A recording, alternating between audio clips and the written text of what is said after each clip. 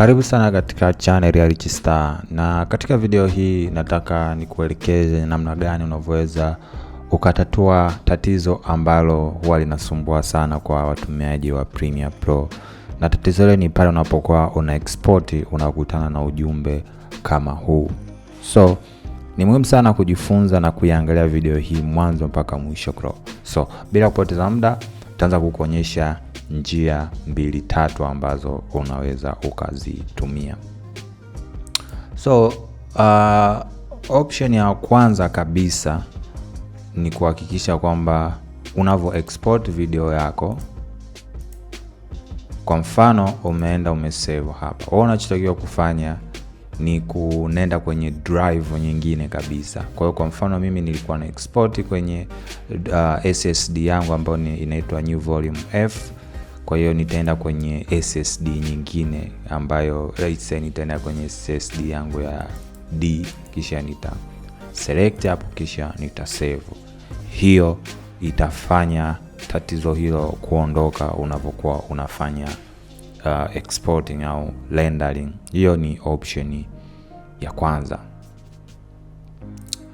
Option ya pili kuweza kutatua tatizo hili ni kwenda kwenye file, kisha nenda kwenye project settings, kisha nenda general.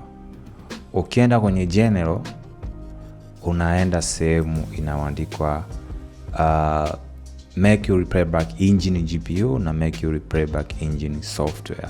So unachoweza kufanya hapa ni kuchange, kwa maana kama ulilenda pamoja na hii Mercury Playback Engine ikaleta error, basi unatakiwa uswap, yani uchange kwenda kwenye Mercury Playback Engine na ukaweka okay.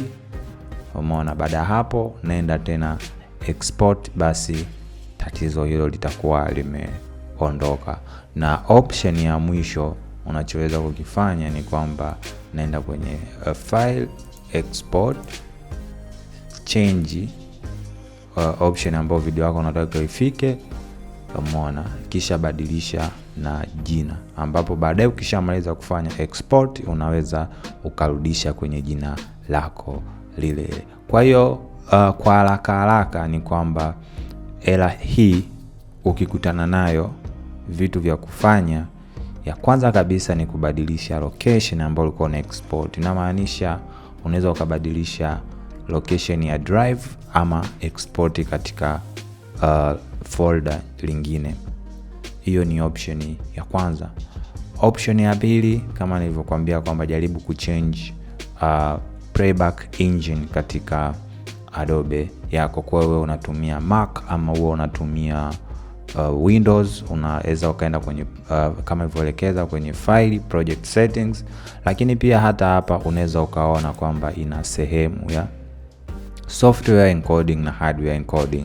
Hardware encoding iko fast zaidi kuliko na software. Kwa hiyo ukiswitch kwenda kwenye software itachukua muda kwenye rendering, lakini itafanya project yako kuweza kuwa exported. Na option ya mwisho ni kubadilisha jina la project yako, aidha mbele kwa kuongeza nukta ama kuweka dash ama kuweka jina lolote ambalo baadaye unaweza ukalibadilisha.